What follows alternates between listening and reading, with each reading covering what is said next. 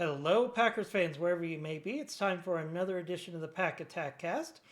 We kind of took last week off because there really isn't that much going on this time of year, but we're ramping up for the Combine, which starts tomorrow. I'll be watching that very closely throughout the day and hopefully giving you some updates on some key targets that I'd like to see the Packers look at in the draft once we see how things run through the Combine. So today's topic, we're going to take a look at the Packers draft needs right before the Combine that starts tomorrow. So you can kind of key in on some of those types of players. We're not going to talk about specific players, although we are going to go through a mock draft. So we might talk about one or two. But for the most part, I want you to key into the positions that the Packers are looking for, number one. And number two, I want to talk about some of the traits that the Packers are looking for those players. Again, so you can narrow into the Combine at the players that are going to be great opportunities for the Packers. Now, it's important to note the Packers do not have a first-round pick this year. So what we're trying to do, and what Brian Gutekunst is trying to do, barring a trade up into the first round, we're trying to find the best players from the middle of the second round all the way to the seventh round and get as many of those as possible on the roster. So before we get into that, we just crossed 17,000 subs, and I really appreciate everybody who's hit that sub button. We're trying to get to 20,000 before the NFL draft, and if you can hit that button, I would really appreciate it if you haven't already done so. And if you're a current subscriber, hit that like button on this video because it really helps more people find this content. So really appreciate all the support that has gotten us to 17,000. Let's see if we could get to 20,000 before the draft. Maybe we could get to 25,000 before the start of the NFL season. That would be amazing. So today's topics, Packers draft needs. And we're going to go in order of importance here, okay? Number one, with a bullet, is 100% corner for the Green Bay Packers. Now, it's going to be challenging because the Packers don't have a first-round pick. So what the Packers are going to want to do looking for corners is they're probably going to find 2 or 3 picks between the second and fifth round that they could put into the corner room with the existing corners and try to have some competition at the position in minicamp and training camp. So they can hopefully have a few players rise to the top and be starters. Now, this could help in a couple ways, all right? Number one, Packers might hit on a rookie that ends up starting for them. Number two, the fact that there's rookies in the room might have the existing corners rise to the occasion and work to keep their jobs just a little harder. Competition is something that the Packers love to see at every position. Corner is no exception. And number three, obviously depth. So let's say the existing group of corners win the starting jobs and they're starting for us in September, but one of them has a serious injury. We need depth in the cornerback room in the event of a significant injury. So that's why corner is tops on my list.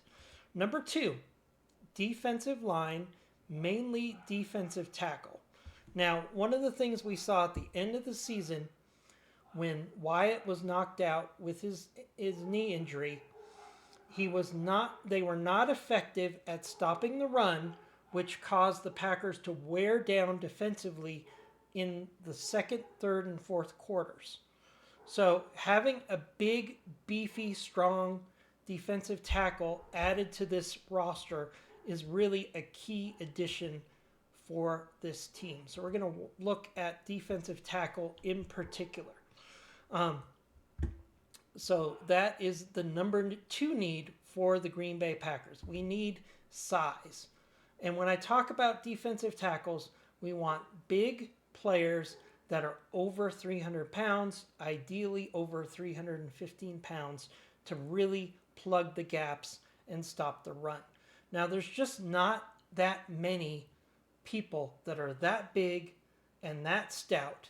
It's really one of the hardest positions in the NFL to staff up is defensive tackle, to have true defensive tackles that can stop the run. And the Packers are going to have to look for that heavily in the draft. Number 3 is tackle. Now, I had a discussion earlier today in a chat room about someone who disagreed that the Packers should look at tackles. In this situation, I was going through some mock drafts, and there were a couple situations where I took a tackle in the second round, and they were like, why are you doing that? There are bigger needs for the Packers. That's true. But true high-quality tackles are one of the hardest things to get in the NFL draft. And if you have a good tackle drop to you, Brian Gutekunst might have to make an audible and say, you know what, we are looking at corner in this round, but I didn't think that tackle was going to be available. So we're going to take that tackle and we'll deal with corner later. And the reason we need to do that is the Green Bay Packers offensive line a year ago was their strength. And in 2025, we had nothing but offensive line problems. In addition to that, our starting left tackle is leaving. And we're going to put a tackle with limited experience in his place. And then we have the great Zach Tom, who's coming off of a significant knee injury. And we don't know if he's going to fully recover. I hope he does. But his knee injury was a significant injury. In fact, if it went from being a small tear to a full tear, it could have possibly been career ending for Zach Tom.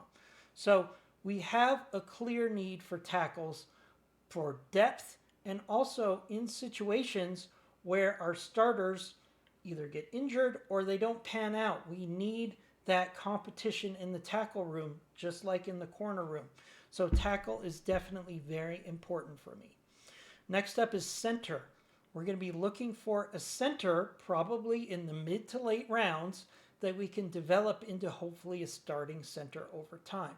Now, I feel the Packers are probably 75 to 80% likely to bring back Sean Ryan as their starting center next year. I think it's very likely because of the value he brings and the fact that he played reasonably well last year.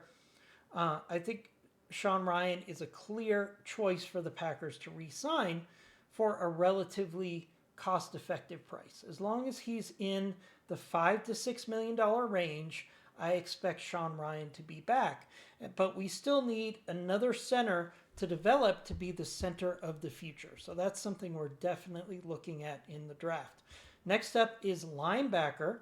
With Quay Walker likely leaving, we have a significant depth problem at linebacker, especially if the Packers are serious about switching to a 3-4 defense. That's all the more reason that you need more linebackers available on game day, both for starters and for injury. Therefore, with the departure of Quay Walker, unless he signs a team-friendly deal, which I don't expect, we're going to need to try to find some depth at linebacker either in the draft or in the free agent market. And there's going to be several short-term options that are actually pretty good in the free agent market. So if the Packers could find a cost-effective replacement for Quay Walker before the draft, that might change this need. But right now, linebacker is definitely a need for the Packers in the draft this year. Number 6, I have guard. Again, we need offensive line depth. But number 2, Aaron Banks, if he stays this year, which I expect he will stay because the money in his contract doesn't make sense to move off of it yet. But in 2027, Aaron Banks, if he struggles again, is a contract the Packers can move off of. So we need to have some guards we can develop to possibly be future starters at the guard position. Number 7, wide receiver. You look at the roster right now and you say, wait, we've got tons of wide receivers. Why are you saying that? Because Romeo Doubs is leaving. In addition to that, we have several wide receivers that are probably going to leave in 2027. The ideal draft, you are drafting for the future, not for this year. And an addition at wide receiver this year is definitely addition for the future when some of those other contracts are moved off of in 2027. Last, defensive end. We obviously have Micah Parsons. We have LVN. I'd like to see them add some competition either in free agency or in the draft at defensive end, and we also need some depth at that position. So that, in a nutshell, is the summary of my priorities for the Packers at the NFL draft. Corner, defensive line, mainly defensive tackle, center, linebacker, guard, wide receiver, and defensive end. So those are my priorities for your Packers. Now, what we're going to do now is we're going to switch over to PFF, and we're going to run through a couple mock drafts. So let's go ahead and switch our screen. There we go. All right. So this is PFF's mock draft simulator. It's I think one of the most accurate draft simulators. They put a lot of time and effort into it. They're constantly adjusting their simulator to what they're hearing in the media and from the teams. So I've always found that PFF's mock draft simulator is very accurate. So we're going to take a look at a mock draft now. Care for positional value, we're going to move that up a little. Draft for need, I'm going to move that down a little. So when you adjust their settings, it has a significant impact in the draft. I like to see the teams really focus on positional value versus draft need, because I think that's one thing a lot of simulators don't really account for. Sometimes, for example, I talked about it earlier, you're looking for a corner, but a great tackle drops into your lap. Well, you know what? You've got to shift gears, because that tackle is worth more from a value and scarcity standpoint than maybe a corner. So you have to make an adjustment. So I like to adjust for positional value. So let's go ahead and enter the draft here. All right, we're going to start the draft with the Raiders on the clock. I wonder who they're going to draft. Yeah, we know who they're going to draft. Let's go ahead and hit the button here. All right. Hopefully you guys can see this all right. So, with our pick at number 52, we've got Omar Cooper, wide receiver. We're not going to take a wide receiver in the first round. Jake Golladay, we're not going to take him in the first round, although I really love his game. It's too early for the Packers to take a linebacker, in my opinion. There's more valuable positions on the field. We have Chase Bontis, D'Angelo Pons, corner. Now, this is a good example. So you might say, hey, Jeff, there's a corner right there, D'Angelo Pons. Let's make that pick. Now, let's talk about why he wouldn't be a Packer pick. All right, so let's take a look at D'Angelo Pons. Okay, 5'9", 173. That is not a Green Bay Packer corner. I've never seen the Packers look at a player under 5'10" and 173 pounds. He's going to be a liability as a tackler. So no, that's not going to happen. More importantly, if we look at his spots, most of his snaps are at corner. So he would fit the criteria there. But the reality is, while he might have great ball skills, the Green Bay Packers are not going to draft a 5'9" corner. So he's out of the box. Then we have Caleb Neerman from Northwestern. This is an interesting option here. He's 6'7", 325. That would be a nice big body to have for the Packers to develop. All of his snaps are at left tackle. He could be converted to a right tackle. Wouldn't be a problem. Pass block grade, 84.3. Run block grade, which is something the Packers aren't as excited about, 59.7. Zone grade 66.6. Pass blocking grade 80.3. So this would be a player that the Packers would have to give serious consideration to, even though it's not their most pressing need, because he's a valuable player at a key position. So we're going to think about that. We've got Dante Corleone. A lot of people have mixed thoughts about Dante. One of the knocks on Dante is his age, 23.5. So he's an older player, but he's 6'1", 335. He would be a great potential nose tackle for the Packers. All of his snaps are in the A gap and the B gap, as you would expect with his size. Run defense grade, 80.9. He's not going to be a great pass rush win rate of only 5%. This is a run-stopping defensive tackle. So, negatives, he's older. Positives, he is a great player that would look great next to Devontae Wyatt. If you had Dante Corleone and Devontae Wyatt rushing the pass, stopping the run right next to each other, that would be a very impressive opportunity for the Packers. Next up, we have Chris Johnson, who I'm really high on, and I think you have to throw out the fact that he plays for San Diego and look at his production.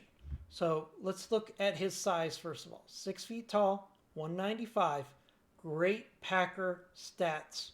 As long as he runs a good speed at the combine, Chris Johnson looks the part of a Packer. So let's take a look at his stats. Overall grade, 91.6, 74, and 74. Zone coverage grade, 91.4. What are the Packers talking about possibly doing? Switching to a quarter scheme. Zone coverage grade and a quarter scheme really combined. So that, and the fact that he has a 92.4 coverage grade, as long as he has a good speed showing at the combine, he is really a great opportunity for the Packers to upgrade. So we've got tackle here, we've got defensive tackle, and we've got cornerback. So we've got 3 players that I think would be great fits for the Packers. If you look at the needs, which we talked about, Chris Johnson is probably the best fit for what we need at corner. Dante Corleone is a very tempting choice, but his age is something you've got to factor in as a GM. And Caleb Neerman is an excellent tackle prospect. So what's the solution here? One of the solutions is we could say, hey, there's 3 players that we would like. And we might be able to fix this problem as far as making a decision by trying to trade down and getting some additional value. Now, the Packers are short on picks this year. So if I'm Brian Gutekunst and there's 3 players that I like that I could select, why not take a look at moving down the board and getting some additional value? All right. So we've got, for example, the Eagles want us to move down to 54. We'd probably have 1 or 2 of those options still available at 54. So what value can we get by moving down the draft? Can we get pick 98? Probably not. How about 122? All right. So PFF says there's a good chance we can move down 2 slots and get pick 122, which is a pretty good pick, as compensation. I'm going to go ahead and do that right now. Okay, the pick is in. The trade is in. All right, so we move down to 54. Who's still available? We still have Neerman, Corleone, and Chris Johnson. available at 54. Do we move down again? Maybe see if there's a trade down to like 58. And there's probably a good chance that one of those three players are going to be available. 59. Okay, the Houston Texans want us to trade down to 59. We'll give up the 54 pick. Oh, and they're willing to give us 106 to move down 5 slots. Let's go ahead and make that trade. Now, this is a crazy example, and you don't see this many trades. Generally, if a team moves down, they're going to pick at that pick. But I'm trying to give you an example of how the Packers can try to make a trade down and try to get additional value and still get a player on their board. So let's go ahead and take this trade offer with the Texans. All right, we traded down to 59. And who do we have available? We still have Corleone and we still have Chris Johnson. Now, factoring in the biggest need for the Packers and the age of Corleone, I'm going to go ahead and take Chris Johnson here. But it could go either way. It comes down to whether Brian Gutekunst says, you know what? I like Corleone and I like Chris Johnson, but there's other corners I know I can get later, and I don't know if I could get a defensive tackle that has Corleone's ability. So they might decide to take Corleone. In fact, I've done that in several mock drafts. But let's go ahead and take Chris Johnson here. Chris Johnson is a player that I believe, if he lives up to the potential, could be a starter for the Packers week 1. That's a great pick to get with round 2, pick 27. Let's take Chris Johnson. All right, the pick is in. We have Chris Johnson. Our next pick is 84 on the clock. Now, we've added some additional picks so we can really focus on making the best decision here. And now we've got an interesting choice. We've got Devin Moore, cornerback of Florida.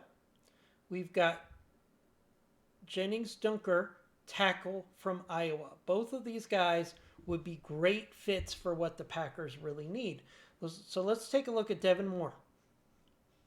First of all, let's look at his stats. 6'3", 198.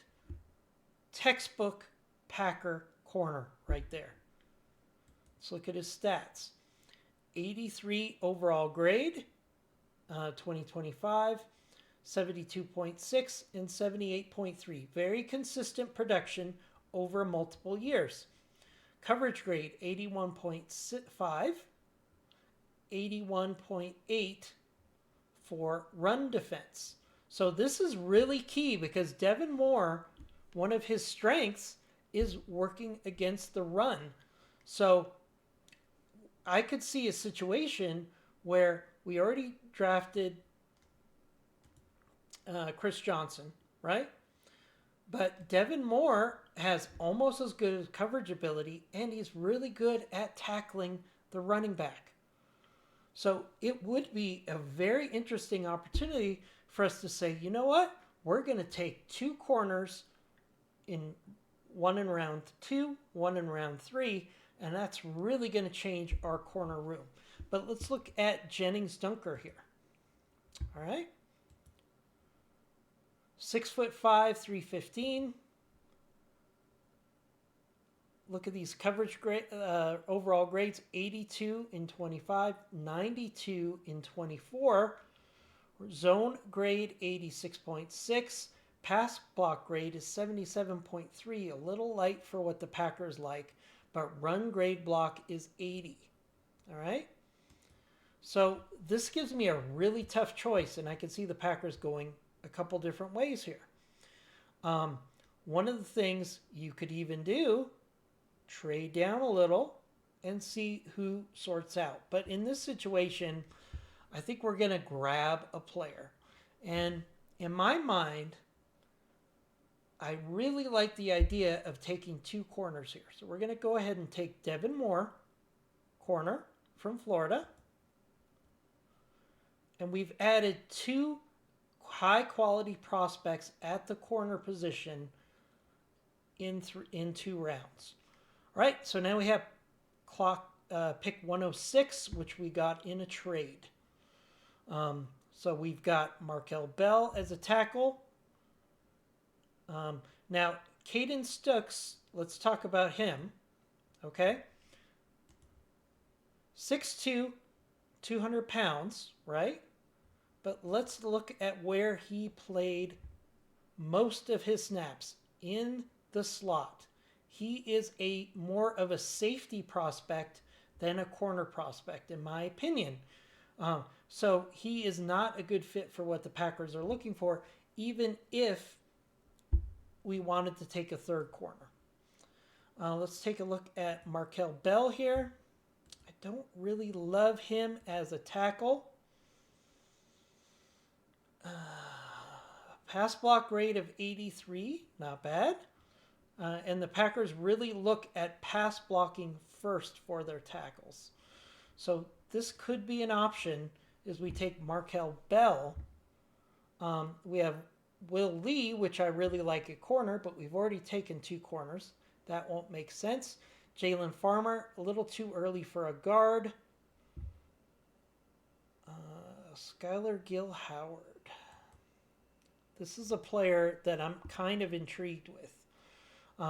Texas Tech Red Raider, 6'1", 290.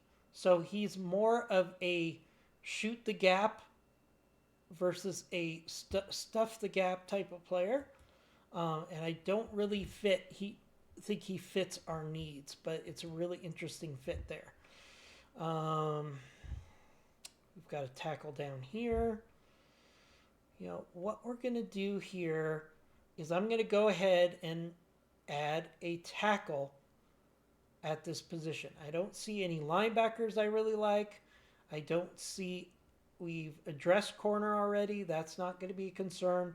So I'm going to go ahead and take a tackle from a quality program and add him to our roster. All right, so looking back at our picks, corner, tackle. Our corner situation, I think, is addressed in this draft. So what we're going to look at is all the other positions, unless somebody is too good to be true in the rest of the draft. So next pick is 120.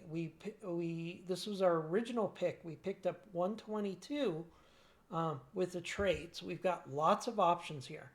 Let's look at linebacker here. We've got Tillerin York, 5'10", 227. He's a little small for a linebacker for the Packers, in my opinion.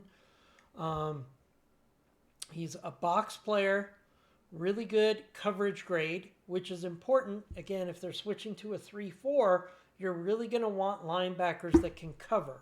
Run defense grade, 74, not bad. So he's definitely a player, even though he's a little on the small side, that I would look at linebacker. We've got Nicholas Singleton. Do we need to add some depth to the running back room? I think that's a little too early, in my opinion. We've got Austin Barber here at tackle. Florida Gator. Again, we just took a tackle, so I think we need to be a little divergent in our choices. How about Jager Burton, center? Not a bad prospect at center, but I think we don't go center here. We've got Isaiah World, but he's coming off of an ACL injury. We've got Keyshawn Elliott here, another linebacker opportunity.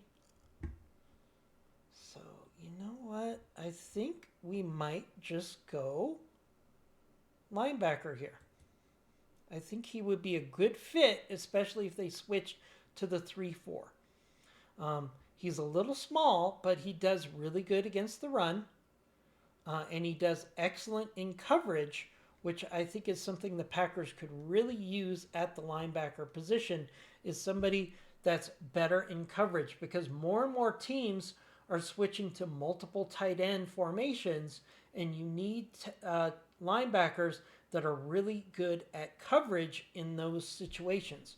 We've seen the Vikings do that, we've seen the Lions do that, and we've seen the Bears definitely do that. So those are divisional opponents that like to use multiple tight ends, so I don't hate taking a linebacker there. All right, next pick is 122. So I think we're going to look at the best player available here, even if it's a player that we already have, position we've already covered in the draft. So I think we might actually go center here.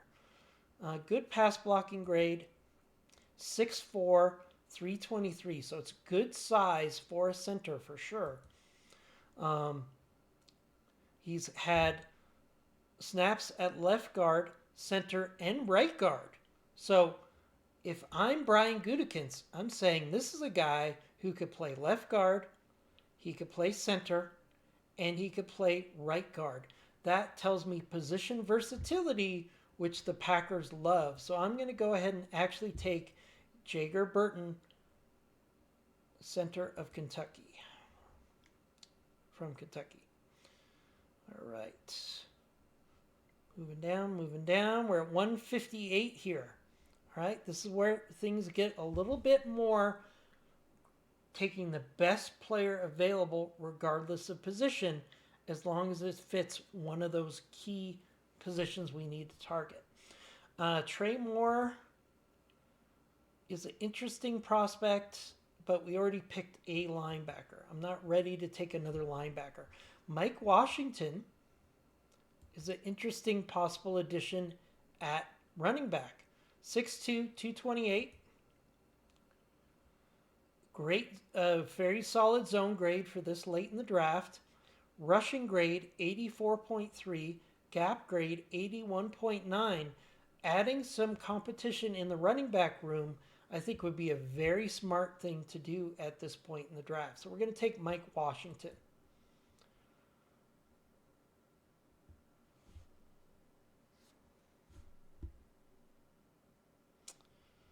All right, coming up, we've got 200, pick 200. We've got Dalen Bentley, tight end. Oscar Delp, tight end. Kaleon Black, but we just took a running back, so I think we're good there. Jeremiah Wright is an interesting guard prospect here. Let's take a look at Jeremiah Wright. I would like to see better numbers here, but he does have a great size, 6'5", 348. As long as he has good speed, this is definitely a great guy to target at guard. So that might be our first choice. Cage Casey at tackle. 6'5", 311.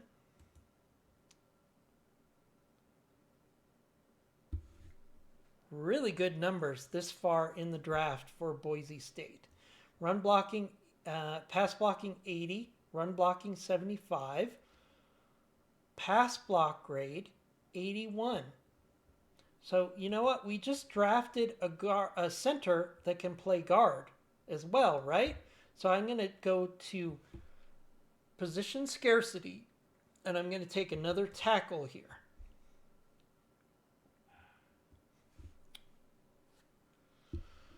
All right, next pick, 236. We've got 3 more picks. So now we really need to look at rounding out the roster at key positions. Okay, we haven't added defensive end. We just really haven't had a good defensive end show up. We still need some wide receiver opportunities here. So we've got Josh Cameron, 6'1", 224. Might be a possibility. Contested catch rate, 59.3. That's nice. Drop rate, very low. Receiving grade, 71. So this is definitely a guy that I would consider, again, as a player you can add to the wide receiver room and develop. We just took a tackle. Devin Eastern, defensive tackle, is a possibility. 6'6", 320. He's a big boy. That's for sure. Eli Hendricks of Navy. He's listed as a fullback, but he's really more of a running back than a fullback. You know, he's a player that you could probably use maybe even as a small tight end or as a bigger running back. So that's definitely interesting. Lewis Bond. We also want to look maybe at a quarterback here, just to add a quarterback to the room. So what do we do here? You know what? We're going to go with adding a wide receiver to the round. It's the 7th round. Let's really focus on some positions of need here. Okay. So we've got Hendricks still available. We have Hayes King, who I really like as a developmental quarterback. Really like this as a possible option. But one guy that I've found myself really being drawn to is Cole Payton of North Dakota State. Let's take a look at Cole Payton, okay? 6'3", 233, great size for a quarterback. Passing grade, again, it's North Dakota State, so you're looking at lower competition. But look at these grades. 94.5 passing grade in the 7th round. Intermediate grade, 91.8. Deep grade, 99.9. No pressure grade, 94.4. Pressure grade, 94. But look at this. This is what really jumps out with me because it really fits what the Packers like to do. Big time throw rate. First in the draft at 11.3. Now again, has different competition, but if I'm looking at a quarterback that I might want to develop for a couple years to be a backup for the future, Cole Payton really has a lot of things to like, so I'm going to go ahead and draft him. Again, it's the 7th round. Okay, our last pick, 357. And Eli Hendrick, and I'm butchering his name. I'm going to have to take a look at this after this video. Let's take a look at this player. Interesting player for Navy. Okay. 6 foot, 206. Overall grade, 92.3, 92.9, 91.4, 82.7. Pass rush grade, rushing grade 86, gap grade 85. 6.5 yards per carry. And again, at this size, 6 foot tall, 206, you can use him maybe as a tight end in a pinch. You can use him as a fullback. You can use him as a running back. Think about Eli possibly being that third down defender for Jordan Love, blocking on key third downs. I think that would be a very interesting player to look at this far in the draft.